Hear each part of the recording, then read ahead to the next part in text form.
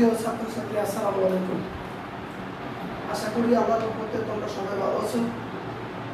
আমিও আল্লাহর রহমতে এবং তোমাদের দোয়ায় আলহামদুলিল্লাহ ভালো আছি। তোমরা আমাকে জানাবা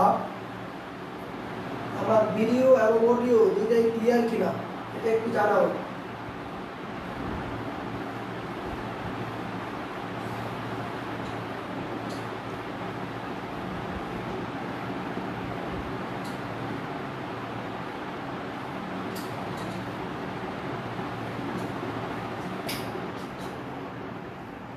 ভিডিও এবং অডিও দুইটাই ক্লিয়ার কিনা আমাকে একটু জানাবা।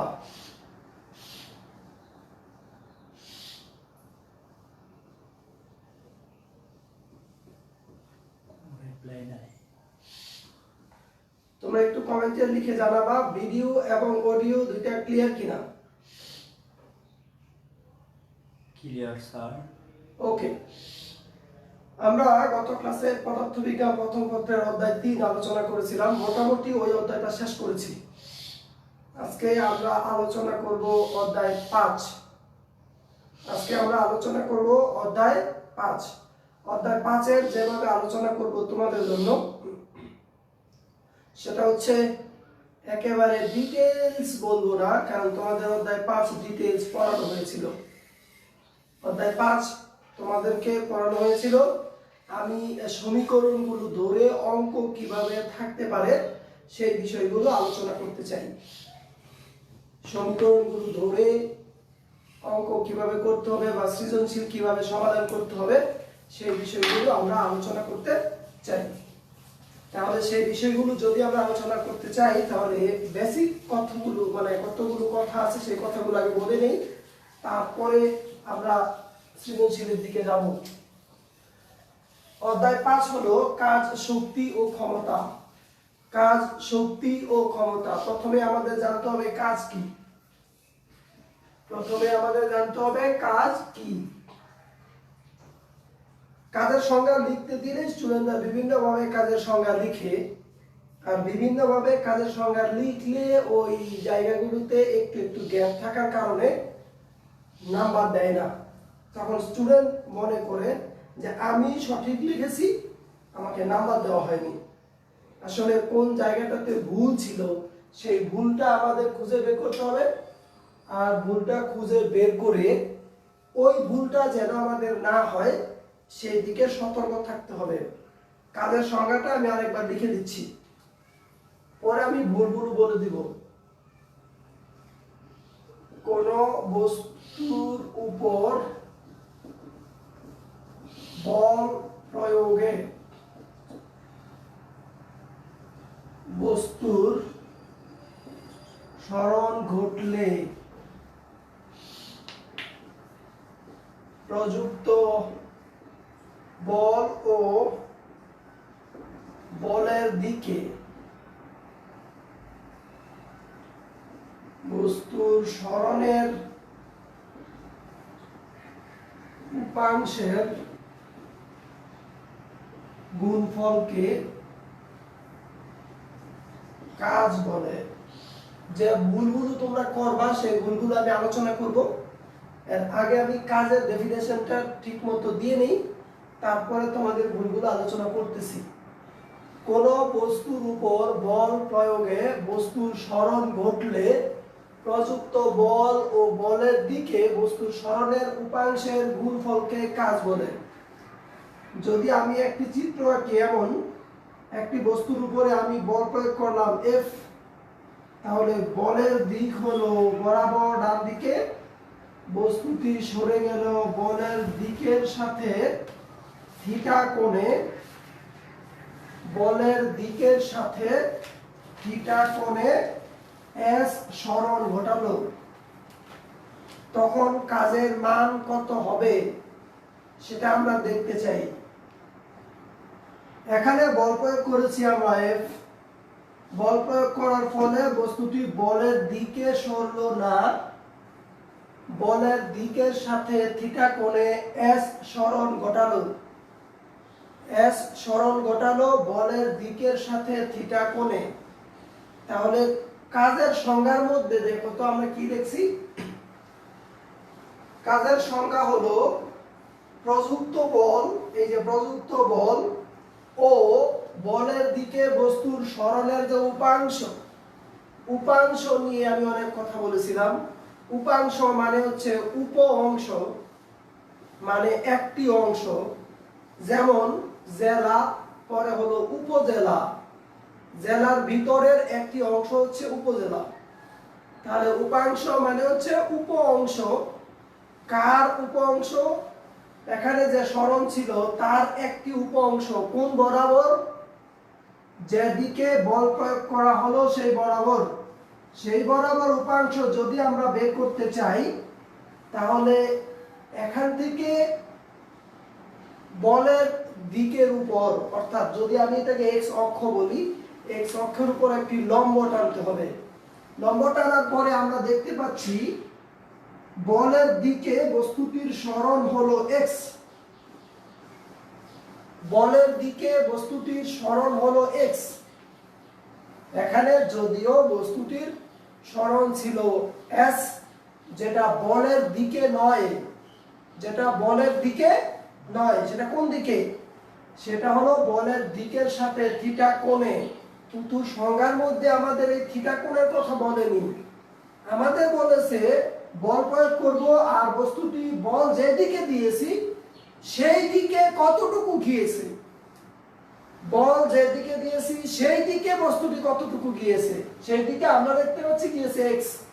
তাহলে কাজের সংজ্ঞা অনুসারে হবে w = fx। কাজের সংজ্ঞা অনুসারে কি হবে? w = fx। এইবার আমরা একটু দেখতে চাই, এটা একটা সমকোণী ত্রিভুজ। দেখো, এই সমকোণী ত্রিভুজের এটা যদি কোণ হয়, এটা হবে লম্ব, নিচেরটা হবে ভূমি, এটা হবে অতিভুজ। আমরা দেখতে পাচ্ছি এখানে ভূমি আর অতিভুজের মান আছে। ভূমি হচ্ছে x, অতিভুজ হচ্ছে s। তাহলে ভূমি আর অতিভুজের মধ্যে সম্পর্ক কার? cos। কবরে ভূত আছে, তোমরা জানো কবরে ভূত আছে, কবরে ভূত থাকে না। আমাদের এই পড়ার সাথে আমরা একটু বলি কবরে ভূত আছে। ওকে, তাহলে cos থিটা ইকুয়াল টু ভূমি বাই অতিভুজ, সুতরাং x equal to s cos theta. তাহলে আমরা এখান থেকে লিখতে পারি f s cos থিটা। তাহলে আমাদের কাজের সংজ্ঞা যেটা হলো বা সমীকরণ যেটা হলো w = f s cos theta. একদম ভেঙে ভেঙে ভালো করে বুঝে রাখতে হবে। সৃজনশীলের মধ্যে যদি তুমি ভেঙে ভেঙে ভালো করে বুঝে রাখতে না পারো, ঝামেলায় পড়ে যাবা। আর ঝামেলায় পড়ে গেলে কি হবে তোমরা জানোই। এই জন্য একদম সহজভাবে ভেঙে ভেঙে নিজের মতো করে নিজের কাছে সাজিয়ে রাখবা, পরীক্ষা হলে আসলেই যেন তুমি সহজে পেরে দাও।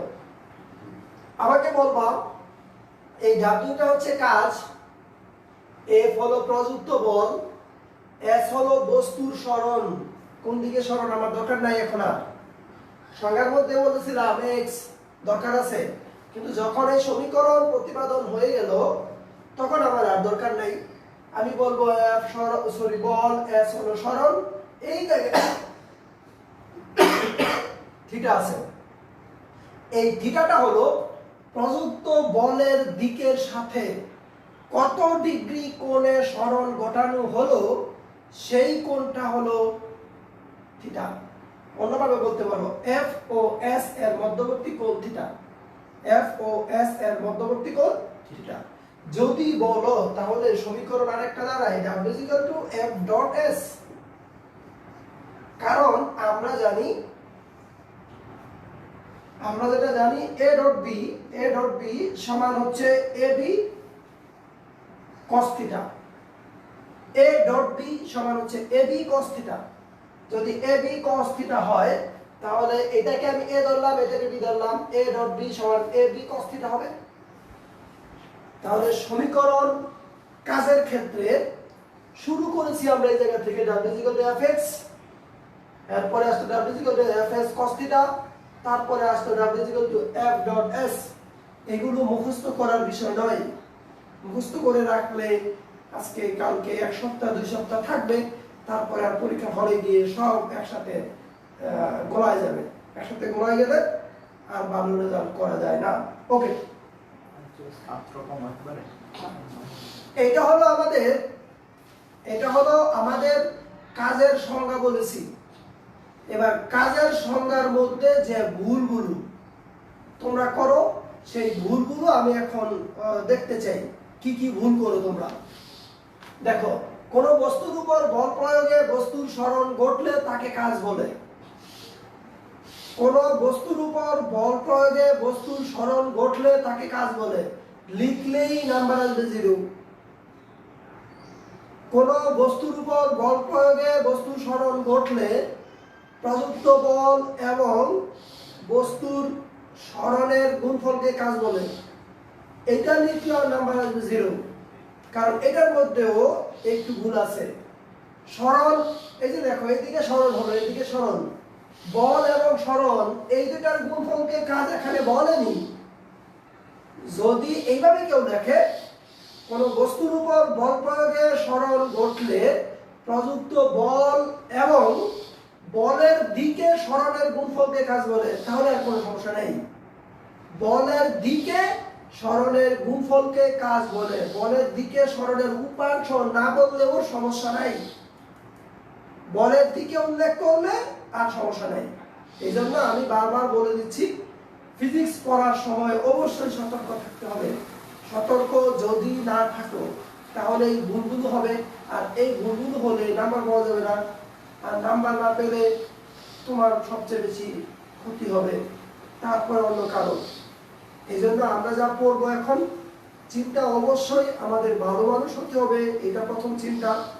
তারপরে দ্বিতীয় চিন্তা আমাদের করতে হবে যে আমাদের একটা ভালো রেজাল্টও দরকার, ভালো মানুষ হওয়ার জন্য আমাকে ভালো রেজাল্টও করতে হবে, আর এই কারণে আমরা একটু সতর্কই থাকবো এই বিষয়গুলো পড়ার ক্ষেত্রে। ওকে, আমি আশা করি তোমরা কাজের সংজ্ঞা বুঝতে পেরেছো। এবার কাজ দুই প্রকার। কাজ নিয়ে আমি আগেও মনে হয় তোমাদের আলোচনা করেছিলাম অনেক, এখন আবার আলোচনা করে দিচ্ছি। কাজ দুই প্রকার। এক নাম্বার হচ্ছে ধনাত্মক কাজ, আর দুই নাম্বার হচ্ছে ঋণাত্মক কাজ। ঋণাত্মক কাজ, এক নাম্বার হলো ধনাত্মক কাজ, দুই নাম্বার হলো ঋণাত্মক কাজ। এবার ধনাত্মক কাজ আর ঋণাত্মক কাজের সংজ্ঞা অনেকেই জানে, ধনাত্মক কাজ আর ঋণাত্মক কাজের সংজ্ঞা অনেকেই জানে, কিন্তু ওই জায়গাটায় তো ভুল যেটা আছে সেটা ধরিয়ে দেওয়ার চেষ্টা করবো আমি, কারণ এই বিষয়গুলো তোমরা যেহেতু জানো, জাস্ট কোন জায়গাটাতে ভুল হয় সেই বিষয়গুলো ধরিয়ে আমি অঙ্ক করা শুরু করবো। এই জায়গায় তোমরা ভুল করো, আমি যদি বলি একটি বস্তুকে টেবিলের উপরে উঠানো হলো, একটি বস্তুকে ফ্লোর থেকে টেবিলের উপরে উঠানো হলো, তোমরা বলবো এটা ঋণাত্মক কাজ। আর একটি বস্তুকে উপর থেকে নিচে ছেড়ে দেওয়া হলো, তখন তোমরা এটাকে বলবা ধনাত্মক কাজ। শুধু একটি বস্তুকে ফ্লোর থেকে টেবিলের উপর উঠানো হলো, এতটুকু বললেই তুমি ধনাত্মক আর ঋণাত্মক সিদ্ধান্ত দিতে পারো না। তোমাকে বলতে হবে একদম ক্লিয়ার, আসলে এই কাজটা কার সাপেক্ষে বলতেছি, ভালো করে বুঝে শুনে বলবা। ধনাত্মক কাজের সংজ্ঞা আমি দিয়ে নিচ্ছি, তারপরে ঋণাত্মক কাজের সংজ্ঞা, তারপরে এই উদাহরণটা ব্যাখ্যা দিব। আমি উদাহরণটা আরেকবার বলে নেই যাতে করে তোমাদের মাথায় থাকে। একটি বস্তুকে টেবিলের উপরে উঠানো হলো, এখানে কোন ধরনের কাজ হলো, ধনাত্মক নাকি ঋণাত্মক? তোমরা বলে দিবা এটা হলো ঋণাত্মক কাজ। একটি বস্তুকে টেবিলের উপর থেকে ছেড়ে দেওয়া হলো, এখানে কোন ধরনের কাজ হলো, ধনাত্মক নাকি ঋণাত্মক? তোমরা বলে দিবা ধনাত্মক কাজ। এতটুকুর মধ্যে সিদ্ধান্ত দেওয়া যায় না এটা কি ধনাত্মক কাজ নাকি ঋণাত্মক কাজ। ধনাত্মক কাজ কাকে বলে সেটা আগে আমরা জানি। কোন বস্তুর উপর বল প্রয়োগে যদি বস্তুর সরণ বলের দিকে ঘটে, কোন বস্তুর উপর বল প্রয়োগে যদি বস্তুর সরণ বলের দিকে ঘটে, তাহলে তাকে বলা হবে ধনাত্মক কাজ। আর যদি বস্তুর সরণ বলের বিপরীত দিকে ঘটে, তাহলে তাকে বলা হবে ঋণাত্মক কাজ। এবার একটি বস্তুকে ফ্লোর থেকে আমি টেবিলের উপরে উঠালাম, মেঝে থেকে টেবিলের উপরে উঠালাম, এখানে কোন বল সেটা আমি বলিনি। যদি আমি বলের কথা উল্লেখ না করি তাহলে তুমি ধনাত্মক কাজ বা ঋণাত্মক কাজ বলতে পারো না। তাহলে কিভাবে বলবেন স্যার, একটু ক্লিয়ার করে দেন। হ্যাঁ, আমি ক্লিয়ার করে দিচ্ছি। একটি বস্তুকে টেবিলের উপরে উঠানো হলো অভিকর্ষ বলের সাপেক্ষে। এখানে কাজ ধনাত্মক নাকি ঋণাত্মক? আমরা জানি অভিকর্ষ বল সব সময় নিচের দিকে কাজ করে, আর বস্তুটিকে উঠানো হলো উপরের দিকে। তাহলে অভিকর্ষ বলের সাপেক্ষে এটা হলো ঋণাত্মক কাজ। কিন্তু আমি যদি বলে দেই প্রযুক্ত বলের সাপেক্ষে, এখানে কোন ধরনের কাজ হলো বলো? প্রযুক্ত বল বলতে আমি যে বলটা দিয়েছি, আমি বলটা দিয়েছি উপরের দিকে, বস্তুটির সরণ ঘটলো উপরের দিকে। আমি বল দিয়েছি উপরের দিকে, বস্তুটির সরণ ঘটলো উপরের দিকে, তাহলে এই জায়গায় হবে ধনাত্মক কাজ যদি বলা হয় প্রযুক্ত বলের সাপেক্ষে। কারণ বল যেদিকে দিয়েছি সরণ ঘটছে সেই দিকে। তো এটার মধ্যে বলটা আসলে কোন বল, প্রযুক্ত বল নাকি অভিকর্ষ বল নাকি অন্য কোনো বল, সেই বলগুলোকে আগে নির্দিষ্ট করতে হবে। বলগুলোকে আগে নির্দিষ্ট করার পরে আমি সংজ্ঞা দেখব। বল যেদিকে দেওয়া হয় বস্তুর সরণ যদি সেই দিকে ঘটে তাহলে ধনাত্মক কাজ, আর যদি তার বিপরীত দিকে ঘটে তাহলে হবে ঋণাত্মক কাজ। এই জায়গায় ধনাত্মক কাজ আর ঋণাত্মক কাজের একটা শর্ত আছে, সেই শর্ত পরীক্ষা আসতে পারে, আর সেই শর্তটা আমাদের ভালো করে বুঝে রাখা উচিত। খেয়াল করে দেখো, আমি এখানে বল দিয়েছি ডান দিকে, এখানে বল দিয়েছি কোন দিকে? ডান দিকে। ধরে নিলাম বস্তুটি এইভাবে সরে গেল, এখানে থিটার মান হচ্ছে 30 ডিগ্রি। ধরে নিলাম থিটার মান কয় ডিগ্রি? 30 ডিগ্রি। তাহলে আমাদের W Fs cos θ, আমরা জানি W Fs cos θ। দেখি কি হয়। Fs cos 30 ডিগ্রি, cos 30 ডিগ্রির মান কত? √3/2। যদি cos 30 ডিগ্রি মান √3/2 হয় তাহলে √3 Fs/2। যখন থিটার মান যখন 30 ডিগ্রি, থিটা এর মান যখন 30 ডিগ্রি তখন W হয় √3 Fs/2। যদি এটা হয়, এটা হচ্ছে একটা ধনাত্মক মান, তাহলে আমরা সমীকরণ থেকে দেখতে পাচ্ছি এই কাজ হবে ধনাত্মক কাজ। এই কাজ হবে কোন কাজ? ধনাত্মক কাজ। এবার যদি থিটার মান 0 ডিগ্রি হয়, 0 ডিগ্রি হবে কখন? যখন বল যেদিকে দিয়েছি বস্তু যদি সেই দিকে যায়, বল যেদিকে দিয়েছি বস্তু যদি সেই একই দিকে যায় তাহলে হবে ধনাত্মক কাজ। সরি, একই দিকে যায় তাহলে থিটার মান হবে 0 ডিগ্রি, আর থিটার মান 0 ডিগ্রি হবে তখন W1 হবে Fs cos 0 ডিগ্রি মান হচ্ছে 1। এই জায়গায় থিটা = 0 ডিগ্রি। এবার W3 = 0 যখন থিটা = 90 ডিগ্রি।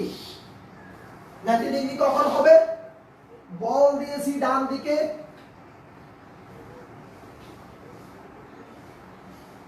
দেখো বল দিয়েছি ডান দিকে, বস্তুটি সরে গেল উপরের দিকে। যদি উপরের দিকে সরে যায় তাহলে বলের দিকের সাথে এখানে কোণ হলো 90 ডিগ্রি, আর cos 90 ডিগ্রির মান হচ্ছে 0, তাহলে কাজের মান হয়ে যাবে 0। তাহলে আমরা এখান থেকে দেখতে পাচ্ছি বল যেদিকে বস্তু সরণ যদি সেই দিকে হয় তাহলে থিটার মান 0 ডিগ্রি, আর থিটার মান 0 ডিগ্রি হলে কাজ হয় সর্বোচ্চ। তারপরে কোণের মান বাড়তে থাকে, কাজের মান কমতে থাকে। কাজের মান কমতে কমতে যখন থিটা = 90 ডিগ্রি হয় তখন কাজের মান হয়ে যায় 0, তখন কাজ আর থাকেই না, কাজ হয়ই না। তাহলে এখানে ধনাত্মক কাজের আমি একটা শর্ত লিখতে পারি। ধনাত্মক কাজের শর্ত এরকম হবে: 1 number, 0 degree less than or equal theta less than 90 degree. এটা হলো ধনাত্মক কাজের শর্ত। 0 ডিগ্রি থেকে শুরু হবে, 90 ডিগ্রির আগ পর্যন্ত ধনাত্মক কাজ থাকবে। 0 ডিগ্রি থেকে শুরু হবে 90 ডিগ্রির আগ পর্যন্ত। 90 ডিগ্রি না, এখানে দেখো ইকুয়াল নাই, কিন্তু 0 ডিগ্রির এই জায়গায় ইকুয়াল আছে। 0 ডিগ্রি সহ কিন্তু 90 ডিগ্রি বাদ, 90 ডিগ্রির আগ পর্যন্ত হবে ধনাত্মক কাজ। এবার আমি দেখব ঋণাত্মক কাজ কখন হয়। বল দিলাম ডান দিকে, বস্তুটি সরে গেল এদিকে। ধরে নিলাম এখানে থিটার মান 120 ডিগ্রি, থিটার মান 120 ডিগ্রি ধরে নিলাম। তাহলে W4 equal to Fs cos 120 degree. cos 120 degree মান হচ্ছে -হাফ। যদি -হাফ হয় তাহলে এটা হবে -Fs/2। এখানে দেখো 90 ডিগ্রির পর থেকে সমীকরণ বলে দিচ্ছে কাজ হয়ে যাবে ঋণাত্মক। 90 ডিগ্রির পর থেকে সমীকরণ বলে দিচ্ছে, আমাদের আর তোমার বলার দরকার নাই। পরে ফিজিক্স কি বলে সেটাও আমি বলে দিব। সমীকরণ বলে দিচ্ছে এখানে কাজ হবে ঋণাত্মক। থিটার মান 120 ডিগ্রি বসালে কাজের মান দেখো এখানে ঋণাত্মক চলে আসছে। এইবার যদি 150 ডিগ্রি হয় তাহলে ঋণাত্মক হবে, যদি 180 ডিগ্রি হয় তাহলে W5 ইকুয়াল টু হয়ে যাবে Fs cos 180 ডিগ্রি সমান হবে -Fs, অর্থাৎ ঋণাত্মক কাজের মান হয়ে যাবে সর্বোচ্চ। ঋণাত্মক কাজের মান কত হয়ে যাবে? সর্বোচ্চ। তাহলে 90 ডিগ্রির পর থেকে শুরু করে 180 ডিগ্রি পর্যন্ত হয় ঋণাত্মক কাজ। তাহলে কিভাবে দেখব 2 নাম্বার শর্তটা? 90 degree less than theta less than or equal 180 degree. 90 degree less than theta less than or equal 180 degree. 0 degree কাজের মান যখন 0 তখন এটা ধনাত্মক বা ঋণাত্মক কোনোটার মধ্যেই পড়ে না।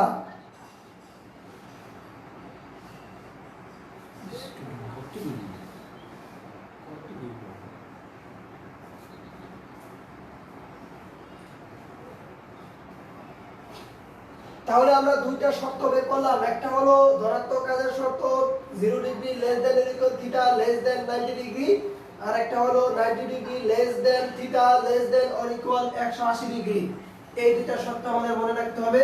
এইবার একটু ফিজিক্স দেখি কিভাবে এটা ধনাত্মক কাজ হলো আর এই পাশে কিভাবে ঋণাত্মক কাজ হলো। দেখো সহজ বিষয়, যদি এই দিকে যায় তাহলে সরণের রূপাংশটা দেখো ধনাত্মক দিকে হয়, অর্থাৎ বল যে দিকে দিয়েছি সেই দিকেই সরণ ঘটেছে। সম্পূর্ণ সরণ না, সরণের রূপাংশটা বলের দিকে।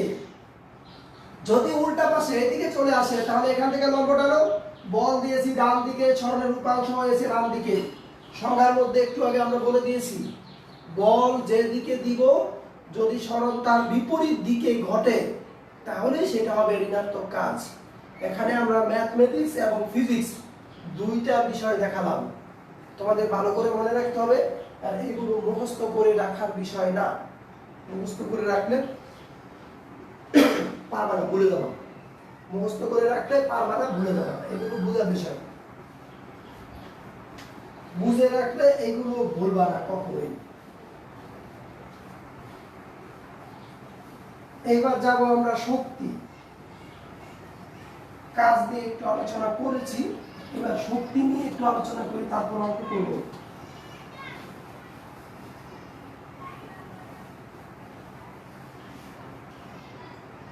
শক্তি কাকে বলে? কাজ করার সামর্থ্যকে শক্তি বলে, তোমরা সবাই জানো। কাজ করার সামর্থ্যকে শক্তি বলে, আমরা সবাই এটা জানি। এবার শক্তি বিভিন্ন রূপে থাকতে পারে, শক্তি বিভিন্ন রূপে থাকতে পারে। আমরা শক্তির সংরক্ষণশীলতা নীতি পড়েছি। শক্তির সংরক্ষণশীলতা নীতির মধ্যে যেটা বলা হয় শক্তির সৃষ্টিও নাই, মানে শক্তির ধ্বংসও নেই। অর্থাৎ শক্তিকে তুমি একদম বেরিশ করে দিতে পারবে না, আবার শক্তি নতুন করে উৎপাদনও করতে পারবে না। দুইটার একটাও সম্ভব না। কেবলমাত্র এক শক্তি আরেকটা রূপে রূপান্তরিত হয় মাত্র। মহাবিশ্বের শুরুতে, মহাবিশ্বের সৃষ্টির শুরুতে মোট শক্তির পরিমাণ যা ছিল এখনো পর্যন্ত সেই শক্তির পরিমাণ একই আছে। এটাই হচ্ছে বিজ্ঞানীদের ধারণা, আমরা এখনো পর্যন্ত তাই জানি। এবার দেখো যদি তুমি বলো বিদ্যুৎ শক্তি আলোক শক্তিতে রূপান্তরিত হতে পারে, আবার তাপ শক্তিতে রূপান্তরিত হতে পারে, তাহলে এক শক্তি আরেক শক্তিতে রূপান্তরিত হতে পারে। আমরা যদি রোদে গিয়ে দাঁড়াই, আমাদের শরীরে দেখবা এক ধরনের তাপ উৎপন্ন হয়। এটা কোথা থেকে হয়? এটা হচ্ছে আলোক শক্তি থেকে তাপ শক্তি আমরা পাই। আলোক শক্তি থেকে তাপ শক্তি উৎপন্ন হয়। যাই হোক, বিভিন্ন প্রকার শক্তি আছে, তাপ শক্তি, আলোক শক্তি, রাসায়নিক শক্তি, বিদ্যুৎ শক্তি, চুম্বক শক্তি, সৌরশক্তি, আরো বিভিন্ন প্রকার শক্তি আছে। এর মধ্যে একটা শক্তি আমরা এখন জানবো, সেটা হচ্ছে যান্ত্রিক শক্তি। সেটা হলো যান্ত্রিক শক্তি। যান্ত্রিক শক্তির সংজ্ঞাটা হচ্ছে এমন যে শক্তি এক জায়গা থেকে আরেক জায়গায় স্থানান্তরের জন্য মাধ্যমের প্রয়োজন হয়, তাকে বলা হয় যান্ত্রিক শক্তি। তো যান্ত্রিক শক্তিকে দুই ভাগে ভাগ করা হয়, একটা হচ্ছে বিভব শক্তি আর অন্যটি হচ্ছে গতি শক্তি। এক নাম্বার হচ্ছে বিভব শক্তি আর দুই নাম্বার হচ্ছে গতি শক্তি। তো বিভব শক্তির সমীকরণ তোমরা জানো, ইপি ইকুয়াল টু mgh, আর গতি শক্তির সমীকরণ EK is equal to half mv square. বিভব শক্তি বলো, গতি শক্তি বলো, বা যেই শক্তি বলো না কেন, সবই কাজ। কাজই শক্তি, শক্তি কাজ। মাথায় রাখতে হবে, কাজই শক্তি, শক্তি কাজ। যেখানে তুমি কাজ পাবা সেটাকে শক্তি হিসেবে ব্যবহার করতে পারো, আবার যেখানেই তুমি শক্তি পাবা সেটাকে কাজ হিসেবে ব্যবহার করতে পারো। যেটা আমাদের বোঝার বিষয় সেটা হচ্ছে কাজই শক্তি, শক্তি কাজ। ওকে, তাহলে বিভব শক্তি EP is equal to mgh আর গতি শক্তি কে is equal to half mv square. এই দুইটা সমীকরণ আমরা জানি। প্রতিপাদন কিভাবে করা হয় সেটাও আমরা জানি, আমরা যেহেতু আগের ক্লাসগুলো করেছিলাম। আমরা এই দুইটা সমীকরণের ব্যবহার একটু দেখি।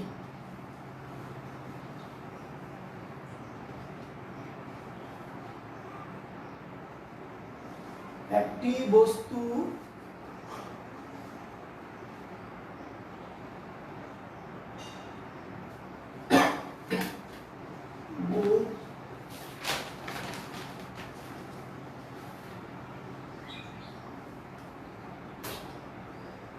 একটি বস্তু 500 মিটার উঁচু হতে মুক্তভাবে ছেড়ে দেওয়া হলো।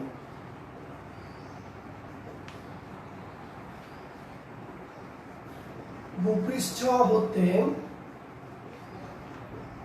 কত উচ্চতায় এর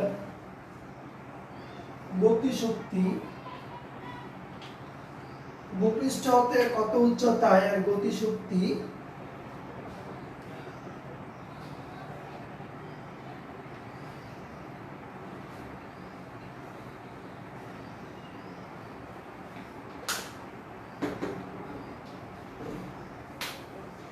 গতিশক্তি বিভব শক্তির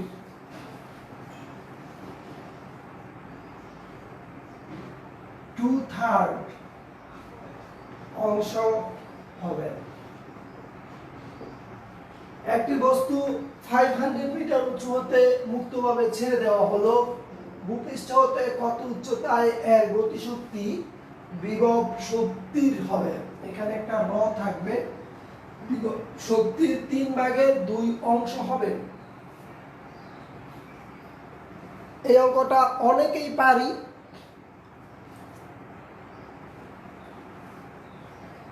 এই অঙ্কটা আমরা অনেকেই পারি, কিন্তু তারপরেও আবার করতে গিয়ে অনেকে ভুল করি। আমি অঙ্কটা একদম ডিটেইলসে বলে দিব কিভাবে করতে হবে, আর এটার বেসিকটাও অনেকেরই জানা, তারপর আমি একটু বলে দিচ্ছি। এটা হলো ভূপৃষ্ঠ ধরে নিলাম, আর এখানে 500 মিটার উঁচুতে একটি বস্তু আছে। এখানে উচ্চতাটা হলো 500 মিটার। 500 মিটার, এটাকে আমরা এইচ ধরলাম। 500 মিটার উঁচুতে যখন বস্তুটি থাকবে সেই অবস্থানে বস্তুর বেগের মান হলো 0, সেই অবস্থানে বস্তুর বেগের মান হলো 0। আর এই জায়গায় যদি বেগের মান 0 হয় তাহলে গতি শক্তি হবে 0, গতি শক্তি হবে 0। আর যেহেতু ভূমি থেকে এটা একটি নির্দিষ্ট উচ্চতায় আছে, তাহলে এই উচ্চতার জন্য তার মধ্যে সম্পূর্ণ শক্তিটাই হবে বিভব শক্তি, সম্পূর্ণ শক্তিটাই হবে বিভব শক্তি। যখনই বস্তুটিকে তুমি মুক্তভাবে ছেড়ে দিবা, নিচের দিকে নামতে থাকবে, তার বেগ আস্তে আস্তে বাড়তে থাকবে, তার গতি শক্তি বাড়তে থাকবে। আর ভূমি থেকে তার উচ্চতা আস্তে আস্তে কমতে থাকবে, আর আস্তে আস্তে যদি কমতে থাকে তাহলে তার বিভব শক্তি কমতে থাকবে। যখন বস্তুটি একেবারে ভূপৃষ্ঠে স্পর্শ করার মুহূর্ত আসবে, অর্থাৎ ভূপৃষ্ঠে স্পর্শ করার পূর্ব মুহূর্তে বস্তুটির সম্পূর্ণ শক্তি হয়ে যাবে গতি শক্তি, আর ভূমি স্পর্শ করার পূর্ব মুহূর্তে তার উচ্চতা যেহেতু 0, আর সেই জায়গায় বিভব শক্তি হবে 0। তাহলে আমরা যে কথাটা বুঝলাম এখন, এই জায়গায় বিভব শক্তি সর্বোচ্চ, গতি শক্তি 0, আর ভূমি স্পর্শ করার মুহূর্তে গতি শক্তি সর্বোচ্চ, বিভব শক্তি 0। তাহলে মাঝামাঝি এমন একটা অবস্থান আছে যেই অবস্থান এই শর্তটা পূরণ করবে, যে অবস্থান এই শর্তটিকে কি করবে, পূর্ণ করবে। তাহলে মাঝামাঝি আমি যে কোনো জায়গায় একটা চিত্র এঁকে নেই। ধরে নিলাম এখান থেকে ভূপৃষ্ঠের উচ্চতা বা দূরত্ব হচ্ছে x, ভূপৃষ্ঠ থেকে বস্তুর উচ্চতা বা দূরত্ব হচ্ছে x। তাহলে তোমরা আমাকে বলো এখান থেকে এই পর্যন্ত কত হবে? এটা হবে h - x। এখানে যদি হয় x, তাহলে উপরের অংশটা হবে h - x, সম্পূর্ণটা থেকে x টা বাদ যাবে। ওকে, এইবার এই বিন্দুতে, এটাকে যদি আমি একটা বিন্দু বলি, মনে করো এ বিন্দু ধরলাম। এ বিন্দুতে আমাদের দুইটা জিনিস বের করতে হবে, এক নাম্বার হচ্ছে বিভব শক্তি, দুই নাম্বার হচ্ছে গতি শক্তি। তাহলে আমি প্রথমে লিখবো, এটা তোমাদের এখন লেখার দরকার নাই, পরে যতটুকু বলবো লিখতে ততটুকু লিখবা। আর ভিডিওটা যেহেতু তোমাদের গ্রুপে থাকবে, পরেও দেখতে পারবা, সমস্যা নেই। এখানে লিখবো, আমরা জানি বিভব শক্তি EP = mgx। আমরা এটা জানি না, তুমি বলবা, কারণ একটু আগে স্যার আপনি বলেছেন mgh, আর এখন বলতেছেন mgx, এটা তো আমরা জানি না। হ্যাঁ, এই চিত্রের দিকে তাকাও। আমি প্রথমে একটা লাইন লিখতে পারতাম, ভূপৃষ্ঠ থেকে x উচ্চতায়, এই শর্ত পূরণ করবে, লিখতে পারতাম। এটা লাস্টে লিখবো, একদম শেষে গিয়ে ফিনিশিংটা টানবই পাবে, যাতে করে অঙ্কটা সুন্দর হয়। ওকে, ভূপৃষ্ঠ থেকে যদি বস্তুটি x উচ্চতায় থাকে তাহলে তার বিভব শক্তি হবে mgx, এটাতে কারো কোনো ডাউট নাই। ওকে, এবার লিখব গতি শক্তি। গতি শক্তি EK = mg h - x। হ্যাঁ, এটা কিভাবে আসলো স্যার, এটা একটু দেখান। সেটা দেখানোর জন্য তোমাদের বলছি, আমি লিখবো, তোমাদের লেখার দরকার নাই। এই জায়গায় যদি আমি h - x লিখি, তাহলে আমি লিখলাম এই জায়গায় EK = ½ mv²।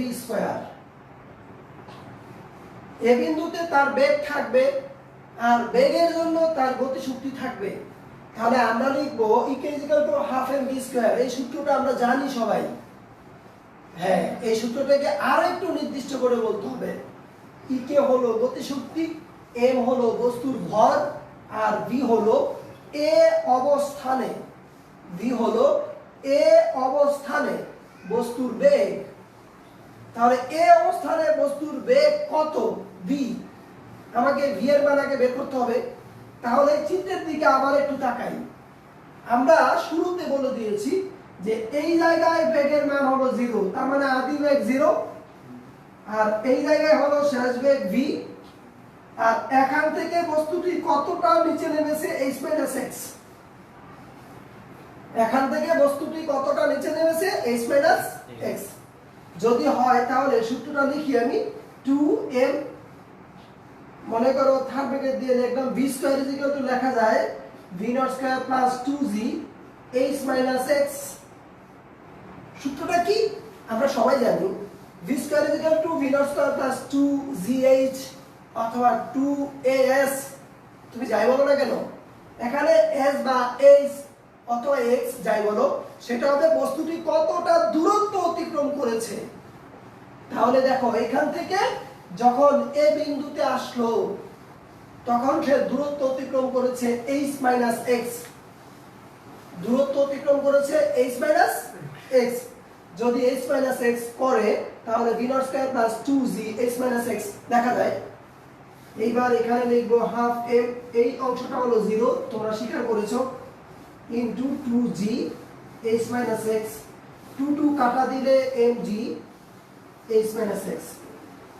এই প্রতিপাদনটা আমাদের অঙ্ক করার ক্ষেত্রে দেখানোর দরকার নাই, সরাসরি আমরা লিখে দিব গতিশক্তি E = mg h minus x। যখন তুমি এই চিত্রটা আঁকতে পারবা, যখন তুমি এই চিত্রটা আঁকতে পারবা, এই প্রতিপাদন করার দরকার নাই। ভূমি থেকে যত উঁচুতে আছে সেটাকে x ধরবা, তখন হবে E = mg x আর বাকিটা হবে h মাইনাস x, খুব স্বাভাবিক ঘটনা। আর তখন এই জায়গায় দিবা mg h মাইনাস x। ওকে, এইবার যাব শর্তে। শর্তটাই হচ্ছে আসল, এতটুকু আমরা সবাই পারবো ইনশাআল্লাহ। ওকে, এবার শর্ত মতে EK equal to EP, right? EK equal to EP হবে না, শর্তটা একটু ভালো করে পড়ি আমরা।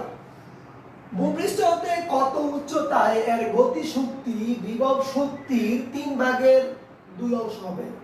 এই শর্তটা লিখতে গিয়ে ছাত্রছাত্রীদের অনেক সমস্যা হয়, বারবারই ভুল করে, কোন পাশে কিভাবে গুণ করবে সেটা লিখতে গিয়ে ভুল করে। মনে রাখার দরকার নাই, শুধু অল্প একটু মনে রাখতে হবে। যার পরে র থাকবে, যার পরে র থাকবে তার সাথে গুণ হবে, যার পরে র থাকবে তার সাথে গুণ হবে। কত গুণ হবে? 3/2 অংশ, 3/5 অংশ, 2 গুণ, 5 গুণ, 10 গুণ, যাই বলুক না কেন, যার পরে র থাকবে বা এর থাকবে, র বা এর, আমি লিখে দিচ্ছি র বা এর থাকবে, তার সাথে গুণ হবে। তাহলে আর বলে যাবে হবে না। এবার তোমরা আমাকে বলো, কার পরে র আছে, গতিশক্তি নাকি বিভব শক্তি? বিভব শক্তি। তাহলে বিভব শক্তির সাথে আমি গুণ করব 3/2। যদি গতি শক্তির বলতো, যদি গতি শক্তির পরে র থাকতো তাহলে আমরা গতি শক্তির ওই জায়গাটাতে গুণ করতাম। সহজ হিসাব, যার পরে র থাকবে, যার পরে র থাকবে তার সাথে গুণ করবা। ওকে, এইবার মানগুলো বসিয়ে দেই। mg h minus x equal to 2/3 mg x। mg mg কাটা, এই জায়গায় হলো h minus x equal to 2/3x। একটু গুণ করো, 3h minus 3x equal to 2x। এই জায়গায় লেখা যায় 5x equal to 3h বা x equal to 3h/5। 3 into h এর মান 500 divided by 5 equal to 300 metre. দেখো ক্যালকুলেশনটা ঠিক আছে কিনা, এটার সাথে দেখো এটা গুণ করলাম, 3h minus 3x equal to এখানে হবে 2x, এটা ডান পাশে নিয়ে গেলে 5x equal to হয়ে যাবে 3h। তাহলে x is equal to 3h divided by 5। h এর মান আমরা এখানে দেখতে পাচ্ছি 500, বসিয়ে দিলাম, x is equal to 300। এবার লাস্ট লাইন কি লিখবা? ভূপৃষ্ঠ হতে 300 মিটার উচ্চতায় এর বা বস্তুর লিখবা তোমরা, বস্তুর গতি শক্তি বিভব শক্তির 3/2 অংশ হবে। লাস্ট যেভাবে প্রশ্ন করবো উত্তর সেভাবে দিবা, মুখস্থ করার কিছু নাই। এখানে বলছে ভূপৃষ্ঠ হতে কত উচ্চতায়, শুধু কত এর জায়গায় লিখে দিবা 300 মিটার উচ্চতায় বস্তুর গতি শক্তি বিভব শক্তির 3/2 অংশ হবে। ওকে, এবার একটা এইচডব্লিউ দিব আমরা, তোমরা এইচডব্লিউটা করবা।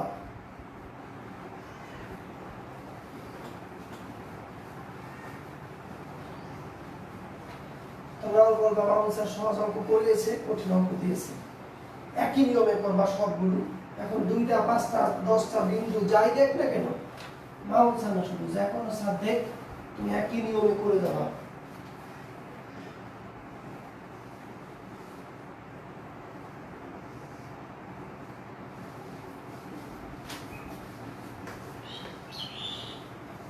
এখান থেকে এই পর্যন্ত 600 মিটার।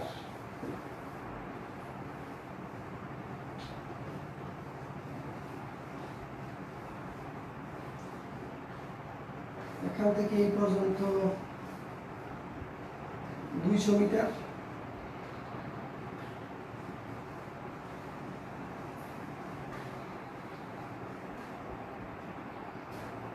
আর এখান থেকে এই পর্যন্ত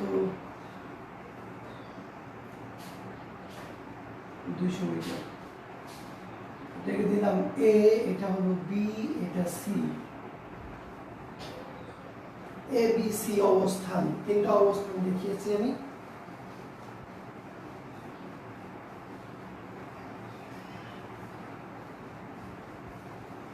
প্রশ্ন,